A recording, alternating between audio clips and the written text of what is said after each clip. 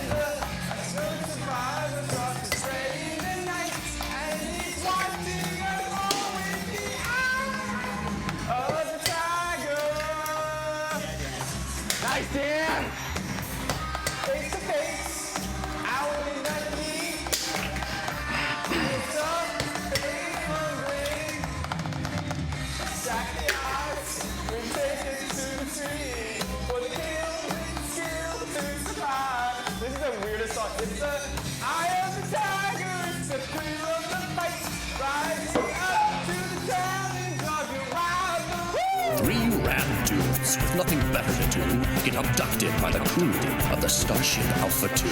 They're from the planet Q, which, due to a space-time loop, is stuck in 82 and must be rescued. They need our heroes to discuss the latest news and give their reviews of games and movies too. Sure hope you're not confused. We swear this is all true, not just the premise too. The Totally Rad Show. Totally Rad Show, Totally Rad, Totally Rad Show, Totally Rad, Totally Rad Show, Totally Rad, Totally Rad Show, Totally Rad Show. Hey everybody, welcome to The Totally Rad Show, episode number 80. I'm Alex Albrecht. I'm Jeff Canada. I'm Dan Trachtenberg. Totally Rad Show's weekly dose of all things rad. We head over to the little library, pull out this week's 5 1/4 inch floppy, put it into our TRS-80, and boot that bitch up for you. Yeah. I've been looking forward to this episode Since ever the since beginning. we started. Yeah, I know. We're super excited. Well, we get to see a little bit of why Yes. later. Little tease. Why the last man? Oh. We got a very cool background.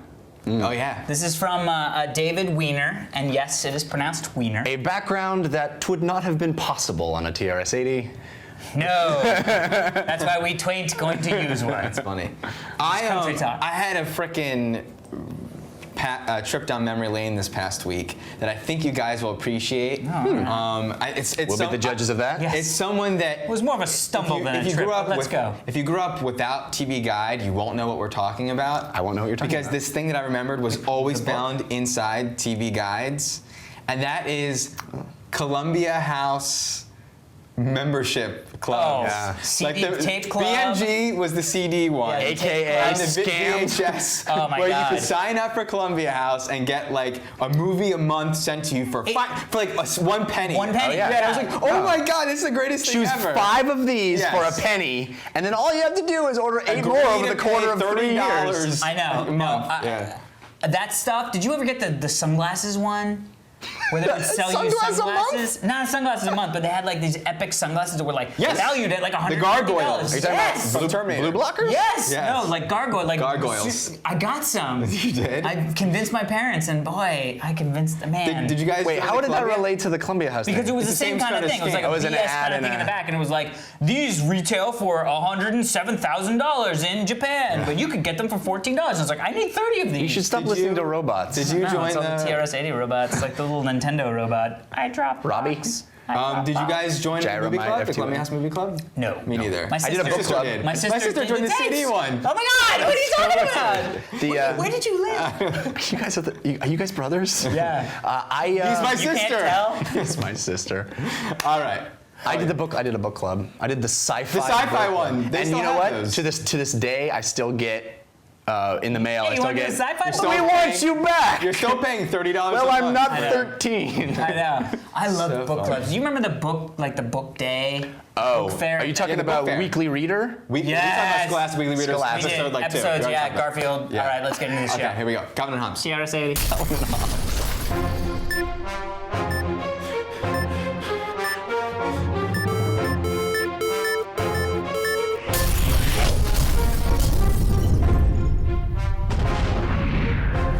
This week in movies, we are talking about 2. Eagle Eye and Miracle at St. Anna. We're going to start off with Eagle Eye, Correct. which stars Shia LaBeouf and Michelle Monaghan. You screwed me up with the jokes you were saying earlier today. And directed by DJ Caruso. Now, a couple of years ago, DJ Caruso and Shia LaBeouf made Disturbia, which was basically a modern retelling of Rear Window. And now with Eagle Eye, it's basically a modern retelling of another Hitchcock flick, North by Northwest. So Eagle Eye is basically about every average Joe Shia LaBeouf, who is a copy Kinko's salesman, associate, yes. He's a wayward soul. Who basically gets sucked into this large federal conspiracy when he gets a mysterious phone call that basically directs him to do certain things, and he finds himself mixed up with Michelle Monaghan, who is also just an average divorced mother who gets sucked up into this large conspiracy, and technology is used against them, Yeah. and they have to use their wits to find their way out of it. Now, Wits. Alex, Yes. you are notably Mr. Meat and Potatoes. Yes. And this is definitely a meat and potatoes movie, but did it satisfy your hunger? Interesting. Just now. Was the A1 steak sauce enough? I don't know. Let's find out. Yeah. Here's what I say. Interesting. So first off, with a movie like this, which I found was sort of like halfway through, I was going, "Oh, I've seen this movie before." Sandra Bullock's The Net, but it was the same. With all of these sort of technical movies, if you know anything about technology, you have to get out of your brain the fact that nothing in this movie is possible. And once you get that out of your brain, and you just put it over here on a shelf, I had a blast. I actually was very surprised. I thought this movie was going to be a complete passable. And there are definitely times where I'm like, that is not physically possible with technology, sorry. But then once, like I said, you get over that stuff, it's just kind of fun. It ended up being a fun little ride. I thought there were some really great little moments. I thought there were, as much as I was, not a Buff fan, as it were, a Shia LaBeouf, the guy can act. You know what I mean? Like there were moments, Can't deny it. yeah, like that funeral scene. I was like, bro, it happened here a little bit, not too much. It didn't actually, perspire.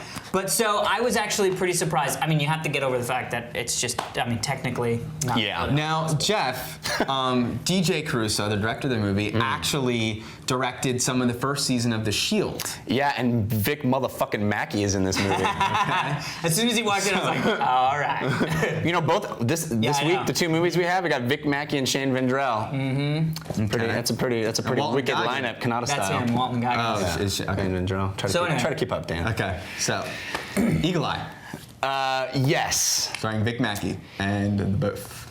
I agree with you. I think this movie has a lot of good things going for it, but it's a little bit too much Final Destination and not enough Tom Clancy for me. It plays out more like a horror movie than a techno thriller, and that's what I mean by those two movies. And I wanted it to be the techno thriller. I wanted it to be the more than anything else, the first part of this movie is pretty engaging and interesting, and I didn't hate it. And then it's like what you said last week with Appaloosa. As soon as one character entered, it all fell out the window for me. Yeah. For you, for me, that's the same thing that happened with this movie. As soon as we're told what the explanation is, I left mentally. It was so ridiculously stupid that it could have been cool. All the setup, yeah. if they had just explained it in a way that, you know, had to do with terrorism maybe, or there was, I don't want to give it away, but Yeah, there's a little bit of a middle yeah. skis. And you know, these type of movies, you enter into a tacit contract with the audience that says, here's an average person in an extraordinary situation. Right. The contract you're entering into with the audience is, he's going to behave in a way that you could put yourself in that situation and believe that you would. Yeah. Right? And I think actually this movie does a decent job of that. There were not a ton of moments where I thought, that is done, there's an obvious way to do this. A couple of times I did. Sure. But you know, great movies that do that are like The Fugitive and the first Die Hard, where an average guy, you feel like, oh man, in that situation he came up with the most brilliant thing, and you want to feel like that person is as smart as you would be in that situation. Right. I think this movie does a decent job, and a lot of that is to Shia LaBeouf's credit that he sells it. Yeah. I am going to be very quick because I can, because that is exactly how I felt about the movie. What about I was really he more so because really I said the same thing. I was like, the movie opened and invited me to suspend my disbelief, but as soon as we learned what was really happening, which wasn't a big surprise, it was just the explanation. Right. It made me not want to suspend my disbelief. It felt a little too preposterous, and I didn't like anything. I think it's a really sort of average to poor screenplay that was made enjoyable by really good directing and really good acting. I'd agree. There was a really fun car chase, and a lot of it was shot like inside the hero car, seeing pieces happen. Yeah. Fun stuff. And I was shocked to see the Flight of the Navigator show up at the end of the movie as well. Wow, yeah. But I was just sort of enjoying the ride, and then so it's a tough one for me to recommend. But if it didn't feel the need to be so slick and cool in those ending elements, if it had just been sort of gritty and grounded in that kind of Tom Clancy, just a half step ahead of reality rather than a full like ridiculous leap ahead of reality. By the way, Billy Bob Thornton is in this movie and great. phenomenal. I thought it actually could have been something that all you had to do is place it 15 years in the future. Maybe. And that's one of the things. It's like just put it in the future, and maybe that stuff is happening. You know what occurred to me real quick about Billy Bob Thornton? He has actually physically transformed into a Nick Park character. You know those like Wallace. If there's a live action version of Wallace and Gromit, he needs to play Wallace because he has the teeth and if he just shaved his head, he'd look just like Wallace. Really funny. Yeah, but he was really funny. He had some really cool lines. So we're also talking about Spike Lee's latest flick, Miracle at St. Anna. It's epic.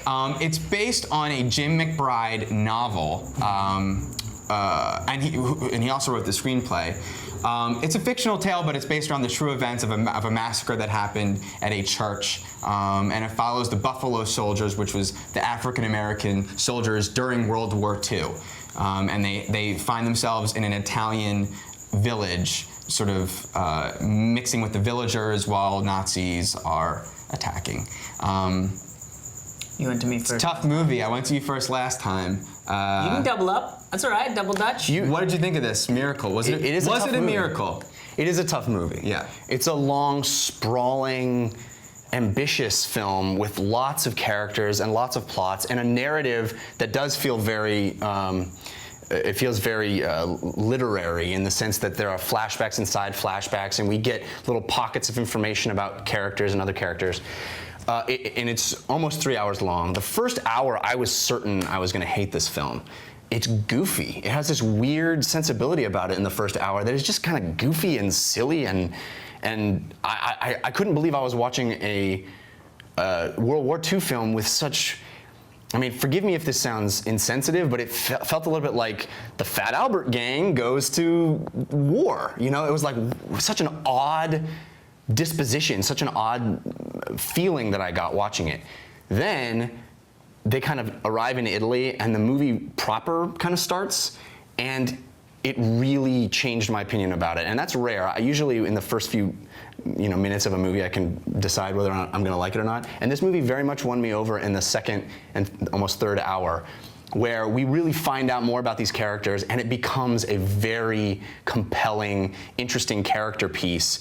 And some of the things that happen are so heart-wrenching and so well portrayed that I couldn't help but be drawn in. And then the very end comes, and it's this manufactured sentimentality that again threw me out of the movie. So I have very mixed feelings about it. I think it's worth seeing, but it could have been a lot shorter. Yeah, I actually, I think I'm gonna be a slight bit harsher, but basically on the same notes that you had. Here's the thing that I knew I was not gonna like what this movie was, because this happens to me every once in a while, and I know it's completely unfair to the movie, and it's all on me, and I get that. So no emails like, well, but that's not their problem. I know, it's my problem, but it's an issue, which is the trailer puts a concept in my brain that makes me desperately want to see that movie, and that's not the movie they made. Right? So Stop watching trailers. That's my opinion. Well, but seriously, because the premise of the movie, going in, the premise of the movie was guy randomly at a post office shoots a guy. I mean, this is all in the trailer. Shoots a guy. They find mysterious lost ancient artifact. And it's called Miracle something. So I'm thinking this is a fantasy movie. Like there's weird, not fantasy like in elves and shit, but like anyway, it's not the movie. Interesting. That was a total tangent to get onto. You didn't like the movie. I thought tonally the movie didn't know what it was doing. It was like I'm kind of done with the graphic depiction of World War II. I get it. Change that. Show me something that's not just the scene from Saving Private Ryan. You know what I mean? Like there's got to be another way for me to get me into that. I feel like it's just it's easy. And then it goes from that tone of like we are deep in the you-know-what to this like weird Pan's Labyrinth, like Guillermo del Toro fantasy kind of stuff tonally. When does that happen? As soon as when he meets the kid in the barn and it's like, hey, you know what I mean? And it's like weird tipsy fairy music. I mean, it just, and then it was just really long and all these characters and I mean, talk about a movie that is just not.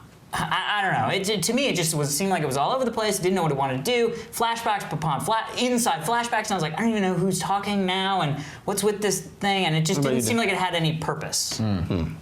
I also felt similarly to Jeff. Hey, I had the same feeling. So I'm agreeing with you that I also felt similarly to Jeff. I think we all know who we agreed But you with. could have started. No, it's fine. Go on. Please tell them how Jeff is right. In that the second act, I started to like this movie a lot more. Though I think saying a manufactured sentimentality is right on the money in terms of the bookends, or I mean, actually the ending, because the beginning is interesting. Yeah, interesting, very. But it's a very complicated and layered movie, but it's not subtle in any way. Well, that's true of some of Spike Lee's movies. But recently, I was really getting into like 25th Hour and Inside Man, and this felt a little bit more obvious and on the nose. Even though there's so many angles that it takes on the subject. I was just put off. I couldn't get in. It's hard for me to recommend the movie. Yeah. I didn't like it. I've seen a lot of war films recently, and this didn't do. I mean, it was done on a smaller budget, and it felt like it was Saving Private Ryan's battle scenes done on a smaller budget, or any other war movies where they want to show graphic Somebody things, was talking about this movie and was suggesting that there's a movie, I think it was out of South Africa or France or something like that, called Days of Glory, which is basically what this movie was trying to do. This movie sort of was. It was about the Buffalo Soldiers and about the sort of World War II and how that was the sort of like feeling freer in a country, fighting for the country that you're trying to fight for, but you don't feel as you know what I mean? Like that whole tone or not tone. Did you guys that they were going? Get a feeling at all that the filmmaking felt of a different time? It did. It felt old. It felt like a 60s or 70s movie. Yeah. And the score? His score for all of his movies are always over, and he's worked with this composer, Terrence Blanchard, for most of his movies, I think. But they're always overly sentimental, and it's always interesting hearing that score in really small urban moments and human moments. And here it was a huge score with huge stuff happening, but it didn't. The score alerts the audience that this is commentary. When the score is really imposing and overwhelming and swelling, all you're hearing is as if the filmmaker is saying, This right here is what I'm saying, you know what I mean? Because it's so big. It's a didactic moment. It's not making you feel the moment, it's telling you the moment. Right. So I also kind of feel like the stuff that the guy who got shot didn't really, to me, justify holding that much of a grudge to that many years later, if that makes any sense. Yeah, you'll see. Fist that.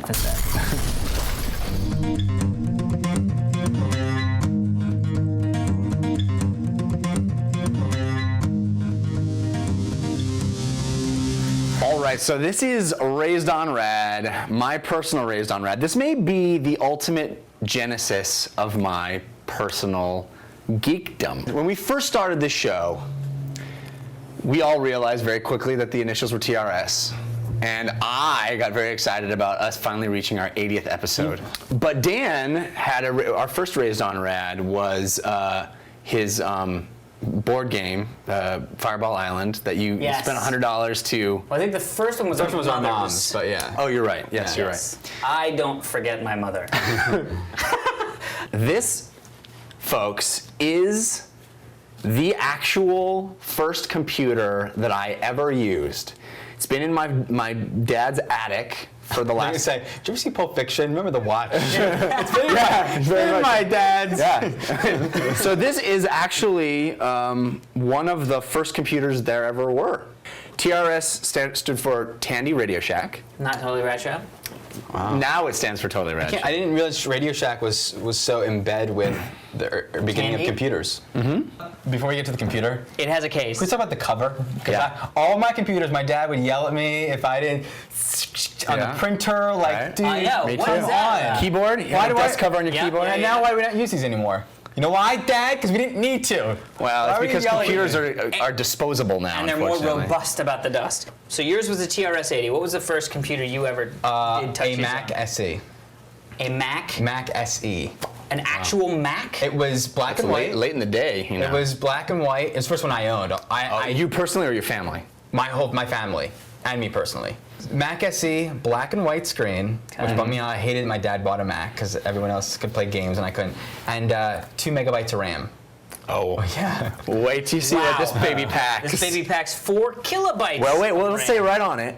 I was talking to my dad about this because this is the first computer. My dad was a geek, And mine just was like an we are. Apple IIe. Oh, Apple Apple IIe. IIe. Yeah, very common Dad first came computer. home. It was very interesting. My dad just came home Did you and was have like, Zany Golf? so I got this. And I was like, what?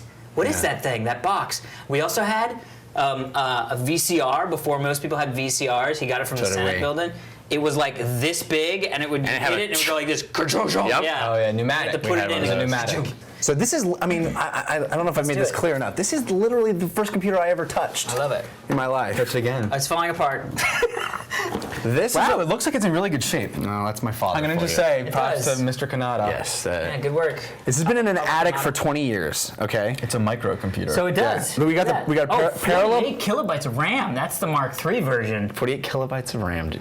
You've got more RAM in your watch than that does, and you don't even wear a I have watch. more RAM and choose. 5 1/4-inch floppy There's drives. something in it. This side up. Wow, look at that. This is literally the 5 1/4-inch floppy protection. There are probably kids watching the show that have never seen a 5 1/4-inch. You know what? floppy drive. There are people who are watching it, the kids that are watching the show that go, wow, computers look stupid. I learned BASIC on this computer. I would get these magazines and they would have BASIC programs in the back, and my sister would read them to me, Byte. and I would type them in. Brilliant. Oh, that's a nice. I remember this button very, very clearly because it was the button you were not allowed to touch because it was the reset button. All right, so let's see. I literally, my dad was nice enough to ship this here. What did you just do? Nothing. My dad was nice enough to ship this here. So I haven't turned it on. He hasn't turned it on in 20 years. I pushed the reset button. I didn't mean to, but it felt really good. You should try it. Well, do it. I've never done it. I can't. Do it. I can't. Do it. I can't. No one forced me to do it. Don't make him reset Peer his life. pressure, Dan? Peer pressure? So what I was trying to say is I don't know if this is going to turn on. I don't know what's going to happen at all. Is there a power button? And there's no software. We don't have any receipt. software, so I don't even know what's going to happen. I don't even know Does it where have a the... built-in operating system? I think it's down here from memory. Oh, here it is. Ready? No. Wait, I'm around. You blocked me. Ha! Well, it turned on. It turned itself off. I don't think it needed a boot disk though. I thought it would boot to an operating system. try Did it. the Wikipedia page say Was anything it about DOS? it? It was Tris-DOS, So it's which draw. predates MS-DOS. Oh, wow. Try it again. Oh, that turned off. This is a little bit like Geraldo in Al Capone's tomb. Yeah. It's clearly on. God, that even sounds like some sort of Hit the reset military. button. Hit the reset button. You're not supposed to touch that, Alex. I remember playing Light Cycles on it for hours. My friend and I would, because you could play 2-player Light Cycles and you had to try to trap the other person. Did you ever play that? Yeah. There was this kind of Well, the turtle thing, right? shooting game where you had to like raise and lower. That's Apple. Gorilla. Yeah. Wait, you had to But I don't think it was It called wasn't Gorilla. called Gorilla on this, probably, Yeah. but in Q Basic it was called Gorilla. You had to hit list to even know what the you guys file remember was. going in to your boot thing or like downloading from some BBS like the smallest memory intensive mouse driver? You know or why? whatever? Because you needed to ensure that 640K kernel Right. lower than Right. you had extended RAM and expanded RAM. I know, I remember all that stuff. And for like games, And you'd have different boot, like I remember for Wing Commander, I would edit- I needed to have a new boot menu thing. I would edit my configsys and autoexec.bat files for hours and then reboot and then run a little program that checked to see how much And my then- RAM kernel because sometimes was. you would literally Hours. start to run the game and it'd be like, bah, nope. And I remember I was so excited because somebody I knew had a 12K mouse driver. The computer that we got after this computer was our first IBM PC XT. And I remember at that computer, starting with that computer, and from then on, every time we upgraded our computer, the the benchmark that we would use to see how fast it was is to get into a subdirectory that had a lot of files and do a dir listing and see how fast it would scroll the because it used to be like Yeah, file, DIR. file, Yeah, file, yeah. file, and then the fast computers would be like, it'd be like scrolling so fast, and you'd be, oh, my computer's so powerful. Did you guys ever get into demos? Oh, the demo Downloading- scene? Yeah, like the downloading demos Finnish that people would and do? Swedish Yeah. demos. Yeah, dude. Like music I have, and ASCII animation and crap? well, let me show you this, dude. I have this DVD that they put out of all the demos that Oh, yeah. were like the Well, that's all the, Future like- Crew. Future Crew, yeah. Unreal by Future Crew. Yes, I remember that. I would watch that over and over It was and like over. Audio. We have to play this DVD, by the way, as soon as we're done doing this. They're basically like little programming To teams. show off what the what they show can off do. what you can And it was do. all done in assembler, and it was just like tricks of how you can create images on the screen using sounds. math, Yeah, yeah, basically. yeah. Too bad that it didn't turn on, but I mean, talk about a walk down memory lane. Right? And it's TRS-80. And So we, that connection- gentlemen, congratulations. made it to 80. We made it to 80. Shall we Yeah. fist bump? Shall we fist it out?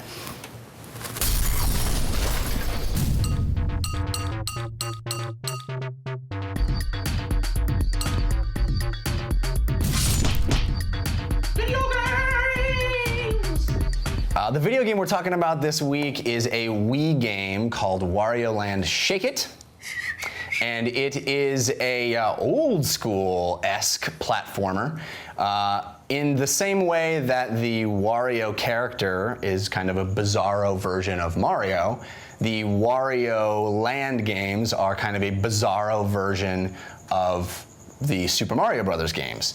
You have this version is kind of a mashup between the stuff you find on the DS, like Yoshi's Island and the Wario Land games on the DS, and like Sonic.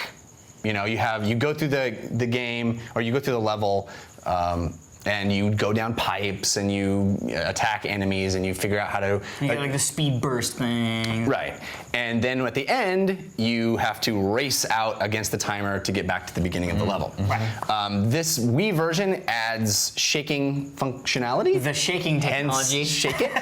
So when he grabs money bags, you can shake them and they spew out. In fact, the plot of the game is that Wario finds out about a money bag that when you shake it will never run out of money. So he's off to find that. It is wrapped in kind of weird cartoon cutscenes. But it's got that old school go to the next world on a map kind of play. You purchase maps with the money that you find in the levels. But basically it is The maps are in another dimension that's on a small Yes. globe. It's very an odd, interesting. It's very you know Japanese. typical Wario Yeah. crazy game. Yeah. But it's played with the Wiimote turned sideways like an old school NES controller. Alex, Yeah. what did you think of the game? You know, it's interesting because it sort of reminded me of what I assume, Super Mario Brothers 4 would be. You know what I mean? Like, it really felt like, Super Mario Brothers 3 jumped to the next iteration would have been, I mean, without going into this 3D space, which it ended up doing with the N64, would sort of have made it to this place. It was okay. It was interesting. It was sort of fun to be back old school style, you know what I mean? Yeah. Shaking stuff, I was like, really? Let me just pick up the bag and then the stuff comes out. One of the things that I will say about the Wii, which is really sort of disappointing, is I picked up the game and I leaned sideways because I was like just laying. Because you're lopsided. Because I'm lopsided, Yeah, and I have that. It's weird, on your Wikipedia page. Yeah.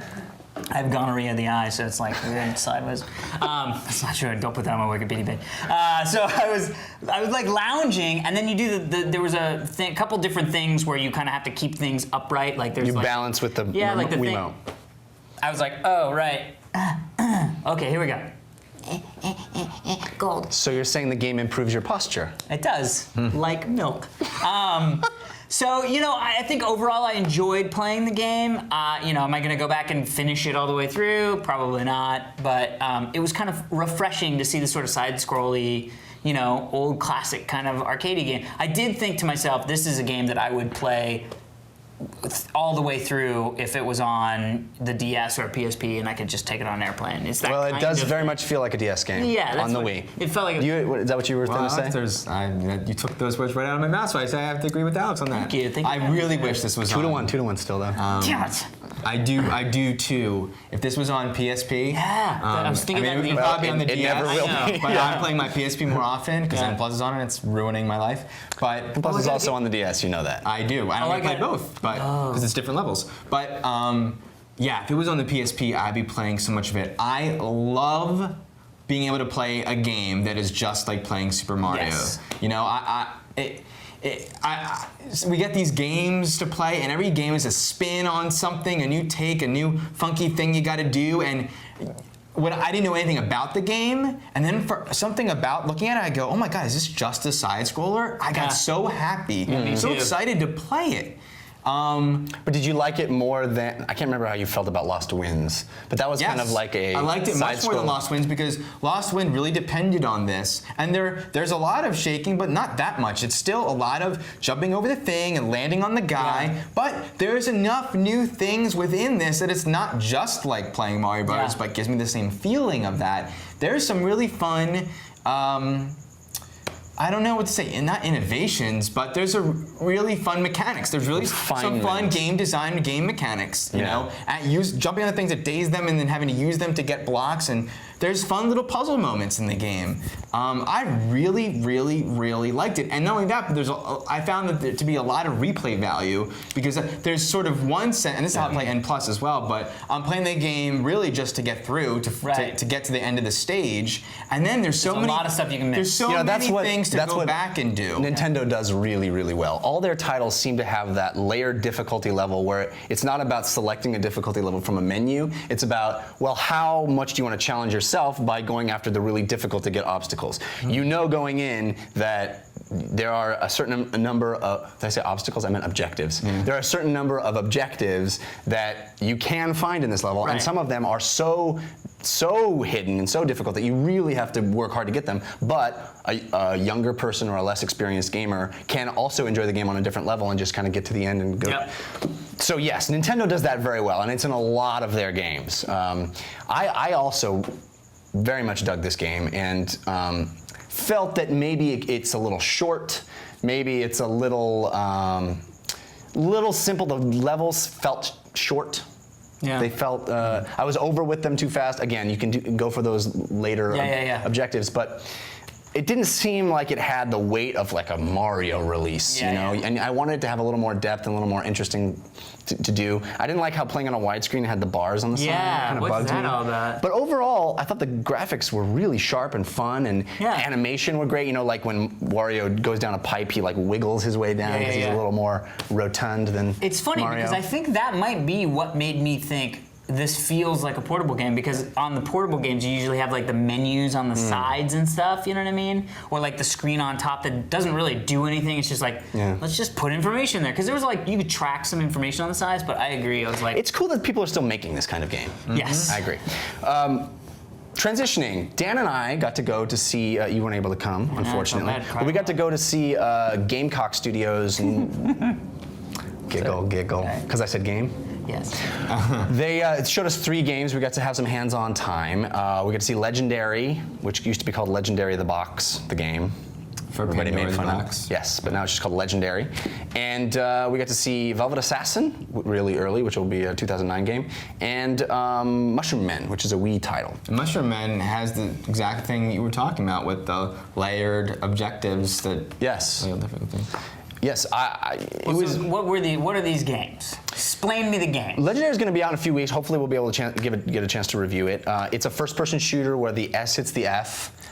You're You're an art thief. art thief. You have to steal an artifact which happens to be Pandora's box. You accidentally open it, and mythological creatures are Love it. taking I'm over in. Times You Square, had me New at- York City, you and, had me at and art other towns. And Yeah. You had It me looks at Art really Thief, good. and that's not even really what I am. I love it. We both were commenting how good it looks. it looks so. This is a game I've wanted to play. I mean, I've literally sort of dreamed in a geek way. If I were to make a game, I'd wish it was like in New York. You know, I had visions of this kind of thing, Yeah. and now they're giving it to Wow. me. It's grand scale, Yeah, awesome. giant, Is it like across platform? It's skyscraper-sized monsters. 360, PS3. I think it's just 360 and PC, or was that another game they said? I think that's right. Yeah. Oh, we'll see. We saw it on a 360. Okay. We didn't get hands-on, but he played through several levels while we watched. Well, hopefully we'll get it. It's coming out Yeah, very soon. It's in exciting. the certification process. It looks cool.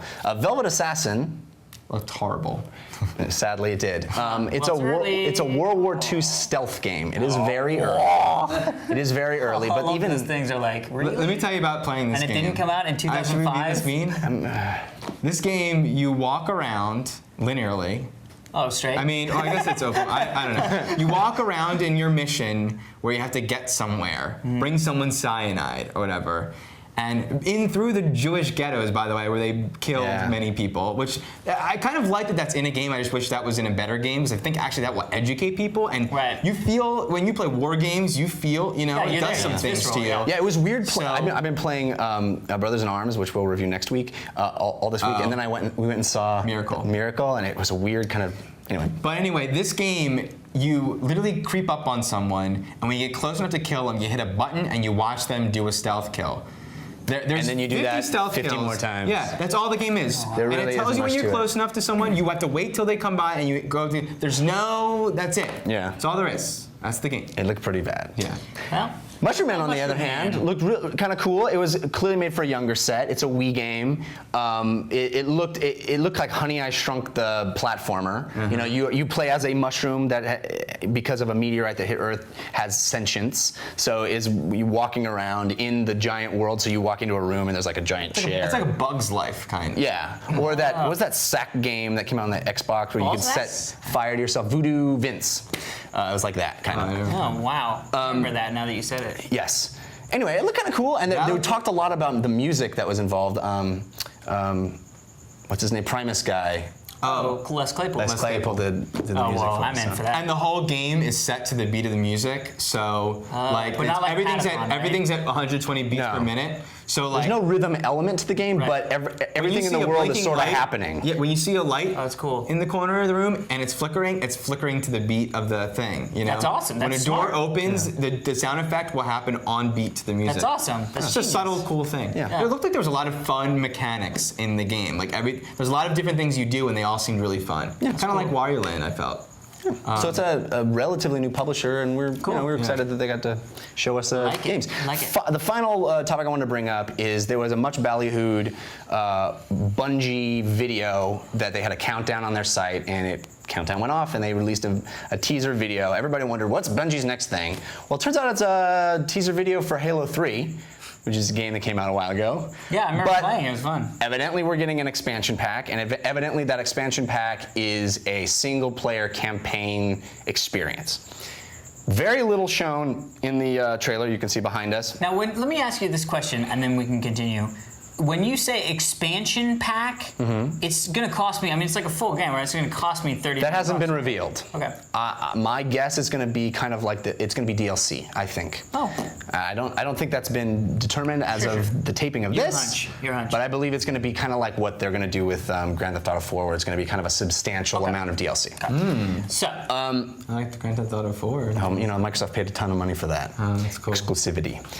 Anyway, so my question is, we don't really know what it's going to be, but my question to you guys is, what would you want it to be? Is there something that could make you go back to playing Halo 3? A lot of people are playing Halo 3 multiplayer, but it doesn't seem like this expansion pack is really going to touch on multiplayer. Is just more of the story going to be fun? It kind of looked like they were hinting at the story that was there. I don't even remember the story. Watching this video, I was like, wait, what's that? Did I play through this game? And then I went, oh yeah, we finished this game a couple times, and I was like, I have no idea what happened in that game. I have zero concept. Well. And so I'm like, adding more to it? Like the continuation of the story I don't remember? It seemed like the level of destruction of the cities was going to be ramped up. It's cool, but okay. Yeah, I don't know. What city? I don't even I mean, there's a know lot where of we are. people playing Halo 3, so I'm sure there's a lot of people excited. We're not excited. What are you feeling? Are you excited? I'm not excited. I'll play it. What I was would you very want it let to be? down by the announcement, because I thought, here's Bungie's next announcement. They're going to step outside the box. They're going to announce something kind of interesting or cool.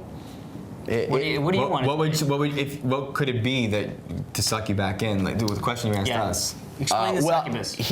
If it's a substantial amount of campaign stuff that includes co-op play, which hopefully it will, and delivers a little more on that defending Earth, kind of like the S is going to hit the F, which Halo 3 did, but I love those kind of grand scale of Halo, and especially in Halo 1, where you would walk into the plaza and there's a war going on. You know, that happens a little bit in Halo 3. I mean, it happens a fair amount. Well, now that you just said that, I mean, we did have a really fun time, all the four of us, playing Halo 3 on Legendary. Yeah, the co-op mode. I mean, I'm excited to get back in and do that. Maybe some new vehicles to mess around with. I don't know. It feels like no matter what they throw out, it's all going to be a little bit more of the same, right? New weapons, new vehicles. I don't know. I could give two. I know. That's exactly how I feel. Candy bags. That's exactly how I feel. On that note, let's finish it out on a candy bag then. So before we get to our email, we want to thank our sponsors. Huge thanks to Squarespace. They redesigned my website, alexelberg.com, Dan Trachtenberg's website, dantrachtenberg.com. And they're going to get started on mine. I'm so excited. Going to get started on Senior Jeff Kanathis' Very website. excited. Super great guys over there at Squarespace. Check them out, squarespace.com. They are web hosting, WYSIWYG web editor, probably the best WYSIWYG editor I've ever seen on a website. Some of the plans, they got super low-end plans, super high-end plans. If you want to have your company's site on Squarespace and you get a lot of traffic, do it. Speaking of traffic, Kevin put up a video on his blog, because they did kevinrose.com is also Squarespace hosted, and he put up a video about the new iPod Nano, like leaked specs of the new iPod Nano, and got like 250,000 people watched it, got on the homepage of Dig and all this stuff, and it did not go down. And we emailed specifically because we were like, did you put us on some fancy thing? Because we were going to talk to the fact, and they were like, you are on the like $7.95 a month or whatever. I don't know what it is. Wow. It's probably, maybe even lower than Impressive. that. And they said, one of the things we want is anybody who has our site, they're not going to go down. That's part of their tenants. So in awesome. In the words of Darth Vader, impressive. Most impressive. And also George Takei, or George Takei. But if you want to get hooked up with the Squarespace guys, head over to squarespace.com, sign up for an account, use the code TRS, that is TRS, and you will get 10% off the entire life, thank you, Crickets, Wow. of your order.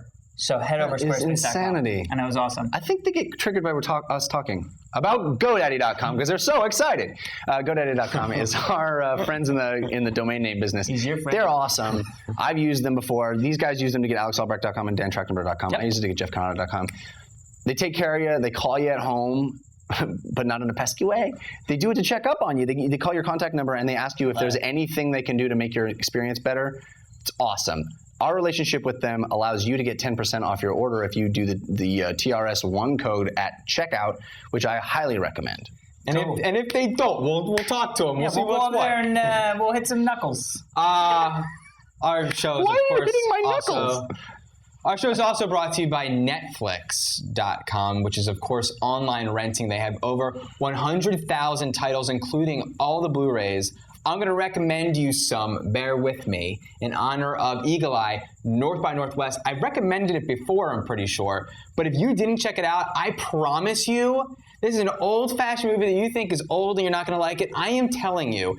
Email us, fans@TotalReaction.com, if you dare disagree. But I'm telling you guys, please just rent it. You'll see it's awesome. You'll thank me. You're daring them? Also, war Daring them movies. to email us. What about Fugitive? I recommended Fugitive. Fugitive is great. If you never saw Fugitive, you're crazy. First off, you're not talking about Netflix yet. But I have to recommend these Netflix titles to you at It's so Netflix.com. loud. Listen, guys, course, war these movies. are on I just saw a movie called Black Book, which is a World War II film that covers some of the same themes that Miracle covers, but in a different way. And I thought it was really good. It's set in Holland about the Dutch resistance against Nazis. So it's not just. It's a great movie. It's directed by Paul Verhoeven, who did RoboCop. You know. And also, Steve. it's the most important one, Tai Guk Gi, The Brotherhood of War. It's one of the best war movies ever made about the Korean War. The most battle scenes I've ever seen in a war movie, the most brutal scenes, it's such a great movie, and no one's seen it. You gotta see it. It's the best movie. It's not an old movie. It's a recent. It's the best movie ever made about Thai Guk Orgi. Racist. No. So Can we talk about Netflix? Netflix. I think you just shut me down. They have 40 shipment centers, so you get to movie that you put at the top of your queue. Basically, the next day, you get plans. They have plans starting as low as $4.99 and up. To get a 2-week free trial, head over to gotta put that in, www.netflix.com/TRS. Rent those movies. You won't be disappointed. That's right. And real quick, while you're on the internets, Revision3.com or Revision3Beta.com. Revision 3 has now started a new farm league. It's like minor leagues for podcasting, web show stuff. So you guys actually get to follow the shows and decide what is good enough to sort of be made back up to come up. I don't even know what I'm talking about. To be raised They're like scouts. They're like major league scouts. You guys could be our major league scouts. So head over to revision3beta.com. Let's get into, that was amazing, our email. Okay, so this is from Nick Shadle, like Cradle, that's what I wrote. When I was a young kid, my best friend, his sister, my sister, and I started the Rockers Club. Yes, that isn't a word. Obviously, it was a club about collecting rocks. Obviously. We were all there. When we were at the beach, we would collect interesting rocks, wash them off, and bring them home. We only had a small basket to keep them in, so there were often some heated debates about which rock was out of the club when a superior specimen was found. Even though my interests in rocks have waned slightly, I love this email, I still look back at that time with very fondly. So my question is, when you were kids, did you ever start up a club with your friends, and what was it about? Keep on ratting, Nick Shadle. I don't think the crickets have ever been this loud. I had a club called Crickets. They can't hear it. We're in I know. scanners. Jeffy. My head's gonna explode. Jeffy. Yes, you had a club. I'm sorry, you were saying you had a club. Called Crickets. It was a joke. Oh, Jeffy. sorry, can't concentrate. Okay, Dan. I did, and it's actually very apropos this week that we're talking about it because we were looking at the TRS-80 that I had. Computer club. This is going to be very embarrassing, but I'm still going to say it. Mine's embarrassing too. My sister and I had a club that we started called JACAB, which stood for Jeff and Courtney are buddies. Yeah, that's right. I said it. I don't even care. I don't even care. It's really, really true. And I used to write programs in BASIC on the computer of like little animations with ASCII characters that it would animate and they would do things and they would write messages to my sister and I would write them and she would read them and we were buddies and we made forts together. Well, at least your mom must be proud that you guys had this really. I'm sure my mom is proud, and I'm not even embarrassed to bring it up. Doesn't look like you are, sir. Doesn't look like you are. You really owned it well. Dan? I also had a very embarrassing club. I'm trying to figure out how to even talk about it. It was very brief. Okay. It was very brief. You want a doll to point at? I was in elementary school, and if you guys recall, in elementary school, I had a crush on a girl. Joy Eisenhart. Joy Eisenhart. Heck yeah, baby. Oh I my God. remember Who didn't have a crush on her? The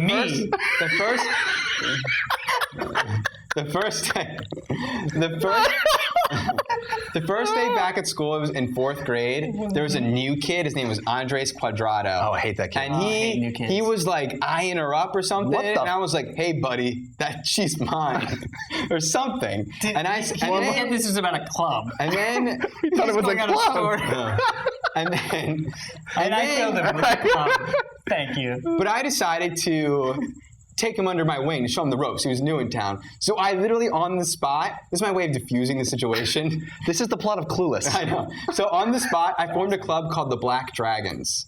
Oh. The only members of it were me, Andres, and one other kid who I convinced to join the club. He had to go through the gauntlet, which was going over the swing set, and me and Andres made the swings move, and he had to crawl on the mud in the ground, and he got mud all over himself. You're a bully. And then the next day You at are a school, bully, sir. I wanted to have us wear like bandanas, like cool, like warriors, the warriors. Yes. bandanas. So I took magic marker on a shoelace and wrote Black Dragons, but on a shoelace that's this thin, so it just looked like magic, like stupid. And I came to school with a freaking shoelace tied around my head, and that was the end of Black Dragons. We disbanded it after that day. That is a pretty cool name for a club, but not as cool as JACAB. I actually was part of that, which is really funny. I was very romantic when I was a kid. I just was. You're still romantic, Dan. Yeah. Wow, I really wish I had something even remotely as epic or embarrassing. I knew you totally would have invited you into the Black Dragons. I don't think you were allowed in his I'd like club. to be No, an it's a honorary sibling member thing. of the Black Dragons, if you don't mind, even So do I. going forward. Absolutely. You're already in a club. You're in a Tell club. Courtney to.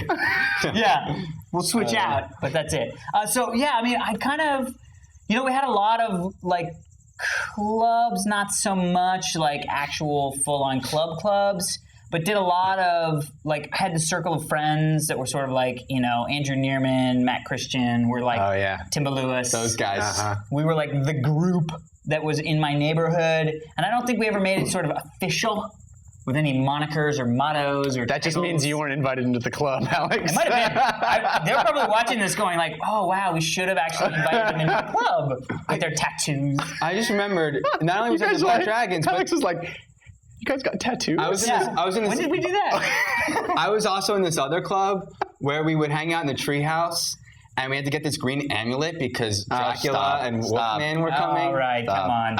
We were more of a squad than a club. Thank you very much, Nick. If you would like to send us an email, please feel free to do so about whatever you like. fans@totallyradshow.com. That's also where you would send us a background. You can go to totallyradshow.com and download this background. You can get templates for our logo to make your own background. We love getting backgrounds. Send them to us, fans@totallyradshow.com. Also go to our website, sign up for the forums. We love getting feedback. I have gotten the most amount of feedback ever about this whole voting thing, so I'm going to keep talking about Nice. it. It feels so good that people are actually signing up to vote that never have before, and I can tell you, you have less than 1 week to do it. So you have less than 1 week. Different if you in want to every vote, state, I think. well, I'm only talking about the United States. I've gotten a lot of emails. No, I mean, It's different in every state. No, there's a national deadline. Yeah. For if you want to vote November Yeah. 4th in the United States, if you're a U.S. citizen over 18. You have about a week to sign up to vote. All right. But there's a lot of international people that want to know how to do it too. So We don't know. We don't know. Ask your local French person. I think, and Alex, you said. No, actually, we got emails of how, but I don't remember. I remember you said last week that Xbox Live. I thought that was. Yeah, I don't know if that's going on now, but I'm assuming it would because otherwise they'd be really late to the game. So check out your Xbox Live, see if there's like a go register Easier to vote way. tab. We'll see. It's really easy. Also on the website, totallyrash.com, is the movie we're going to review ahead of time. Next week, it's Blindness. Who said that? Ew. Not deafness. Is that the only movie we're talking about? Sorry, Yes, it is. It is? Okay, cool. All right. Also, you can follow us up on Twitter Oh. to watch our daily. And Nick Nora's Infinite Playlist. That's the other big Damn one it. next week. Yeah. Oh! You're going to talk about Twitter, but we forgot last week to mention again that the new shirt is available at Oh, Jinx. Jinx.com/TRS. Awesome new shirt is up. We're super, super excited. And we write on paper. And Star. Hey. Oh! Oh! We were like, Panther. And we're starting a new game of charades at the end of the show every Oh, week. it's amazing. Very Angry Neighbors. Steve and I are part of it. The first episode of our new sketch, bless you, show is, Because you ate all those eggs. narrative show is out if you go to veryangryneighbors.com. It's called Invisible Friend. I urge you to go check it out. I think you'll like it. Super cool. Check it out again. Twitter.com/Alex Albrecht. /Jeff Canada. / Danny TRS. /Steve TRS. Follow us all up. That is it for this week's edition of the Totally Rad Show. I'm Alex Albrecht. I'm Jeff Canada. I'm Dan Trachtenberg. Until next time, TRS-80 boot failure.